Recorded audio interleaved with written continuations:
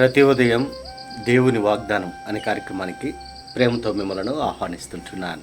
ఈ ఉదయకాల సమయంలో దేవుడు మన కొరకు ఏర్పాటు చేసినటువంటి వాక్య భాగము పేతురు రాసినటువంటి మొదటి పత్రిక 2వ అధ్యాయము 24వ వచనం చివరి భాగాన్ని ధ్యానించుకుందాం.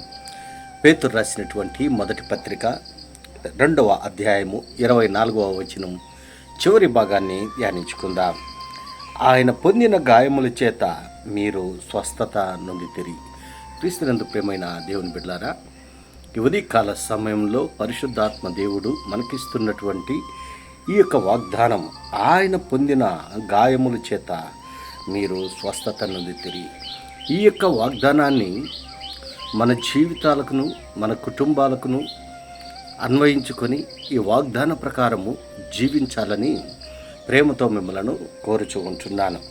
ఈ యొక్క మాటల్లోని అంతరార్థాన్ని, ఆత్మీయ సత్యాలను మనం గ్రహించినట్లయితే, మరి చిన్న ఆసియాలో ఉన్నటువంటి ఉత్తర భాగంలో చెల్లా చెదరైనటువంటి ఏర్పరచబడినటువంటి వారికి పేతురు ఈ యొక్క పత్రికను రాస్తూ విశ్వాసాన్ని బట్టి శ్రమలు, హింసలు అనుభవిస్తున్న వారికి ధైర్యము, ఆదరణ, నిరీక్షణ కలిగించటము ఈ యొక్క పత్రికలోని ముఖ్య ఉద్దేశంగా ఉంటున్నది. శ్రమలు, హింసలు విశ్వాసానికి పరీక్షలని, వాటిని సహించిన వారికి యేసు ప్రత్యక్షమైనప్పుడు వాడవారని మహిమ కిరీటము లభిస్తూ ఉంటుందని పేతురు ఈ యొక్క పత్రిక ద్వారా తెలియజేస్తూ ఉంటున్నాడు. ఈ యొక్క పత్రికలో ప్రాముఖ్యమైనటువంటి మరి 4 అంశాలను మనం చూడగలం. దేవుని యొక్క రక్షణ గురించి జ్ఞాపకం చేస్తూ ఉంటున్నాడు. రెండవది పవిత్రమైనటువంటి జీవనం గురించి కొన్ని సూచనలు, సలహాలు ఇస్తూ ఉంటున్నాడు. మూడవది శ్రమలో క్రైస్తవుని యొక్క కర్తవ్యంగా మనం చూస్తూ ఉంటున్నాము. క్రైస్తవ దీనత్వము మరియు సేవ అనే ఈ 4 అంశాలు పేతురు రాసినటువంటి పత్రికలో ఇమిడి ఉంటున్నాయి.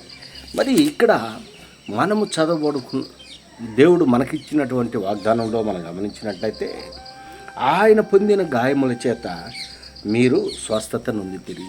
అవును ప్రియులారా, ప్రభువైన యేసుక్రీస్తు ఈ లోకంలో జన్మించి మరి నీ కొరకు నా కొరకు ఆయన అనేక అవమానములను పొంది,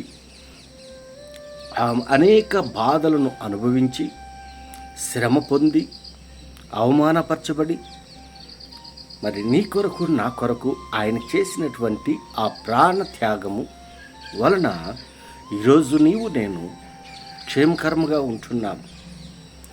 ఆయన గొర్రె పిల్ల వలె రక్తము చిందించి ఆ రక్తము ద్వారా మనకు విమోచనను కలుగచేసి ఉంటున్నాడు.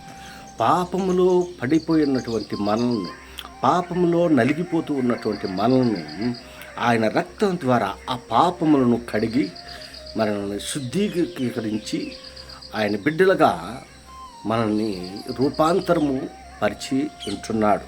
అందుకే ఈ యొక్క మాటలను మనం గమనించినట్లయితే 2024 సంవత్సరాల క్రితమే యెషయా ప్రవక్త ఈ యొక్క క్రీస్తు యొక్క మరణం గురించి ఆయన ముందుగానే మరి తెలియపరిచి ఉంటున్నాడు. ఇంకా పైభాగంలో మనం గమనించినట్లయితే, మనము పాపముల విషయమై చనిపోయి, మన పాపముల విషయమై మనము చనిపోయి నీతి విషయమై జీవించినట్లు ఆయన తానే తన శరీరమందు మన పాపములను మారు మీద మోసుకొనెను. ఆయన పొందిన గాయముల చేత మీరు స్వస్థత నొందితిరి.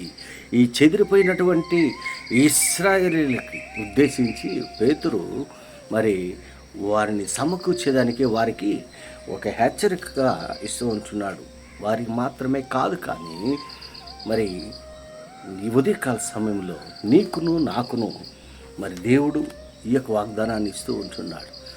మన పాపముల నిమిత్తము ఆయన శిలువ పైన ఆయన మరణించి 3వ దినము మృత్యుంజయుడై లేచి ఉంటున్నాడు. ఆయన పొందిన అవమానం, ఆయన పొందినటువంటి దెబ్బలు, ఆయన పొందినటువంటి గాయముల ద్వారా నీవు నేను రక్షణ అనుభవం పొందుకొని అంటున్నాం. దేవుడు చేసినటువంటి ఆ త్యాగం ఈ లోకంలో ఎవరు చేయనటువంటి త్యాగం, గొప్ప త్యాగం ఆయన నీ కొరకు నా కొరకు చేసి ఉంటున్నాడు. ఆ త్యాగానికి మరి మనం ఏం చేస్తుంటున్నాం? మన పూర్ణ హృదయంతో, పూర్ణ ఆత్మతో, పూర్ణ బలముతో ఆయన్ని ఆరాధించేటువంటి వారిగా, ఆయన్ని మహింపరిచేటువంటి వారిగా నీవు నేను ఉండాలని ఉదయకాల సమయంలో ప్రభు పేరట మిమ్మల్ని కోరుతూ ఉంటున్నాను. దేవుడి యొక్క మాటలను మీకును మీ కుటుంబాలకు ఆశీర్వాదకరంగా దేవుడు మార్చిన గాక. ఆమేన్.